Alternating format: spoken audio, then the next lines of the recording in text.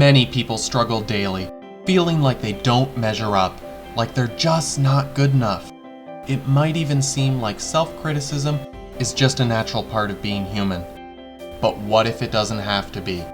In this video, renowned mindfulness teacher Jack Kornfield shares 2 ways to help overcome feelings of self-criticism. We were at a meeting together, a number of us who are Buddhist teachers with the Dalai Lama, and someone asked him about unworthiness and self-hatred. And he speaks quite good English, but he'd never heard the word self-hatred. Self-hatred? And he asked a whole bunch of times, is this what you mean? And tried to get his translator to understand it. Apparently in the Tibetan culture there isn't so much of it. And after he reflected for a while, he looked back and he said, but this is a mistake. You know, why would anyone hate themselves? And then he looked around the room and he said to these 20 people or so, do the students you work with, or have you experienced this self-hatred? And almost every hand went up. So then we had the conversation about how within our culture there is a level of self-criticism and self-judgment and self-hatred that often shows itself as soon as people try to become quiet and do the inner work of the heart. And there are ways within our own culture that deep sense of connection and belonging and meaning hasn't been established. And what takes its place often when we have trauma, as most of us do in background, is that there's something wrong with me.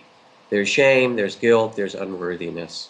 And these become the default mode for a lot of people in their lives. There are a whole variety of beautiful trainings or skillful means that can work with this. One of the ones that I like to use a great deal, or 2 of them, are the trainings in loving kindness, also complementary trainings in compassion or forgiveness. It takes a while. It's a training or a process, just as we train to learn to play piano, and it would take months and lessons to play even moderately well, just as we learn to be a surgeon or we learn a skill of carpentry, so these are inner skills. And the fact that loving oneself is difficult for people in this culture is actually the ground that says this is where we need to turn our attention.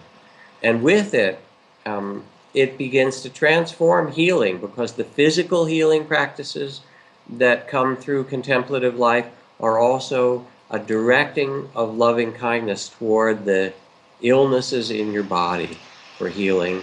And the psychological healing practices rest on a ground of self-acceptance and self-love.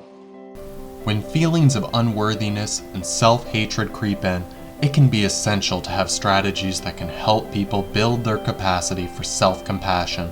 And for many, mindfulness practices are especially helpful. So whether it's in your work with clients or in your own life, how have you used mindfulness to deal with self-criticism or other difficult feelings? Please share your experience in the comment section below.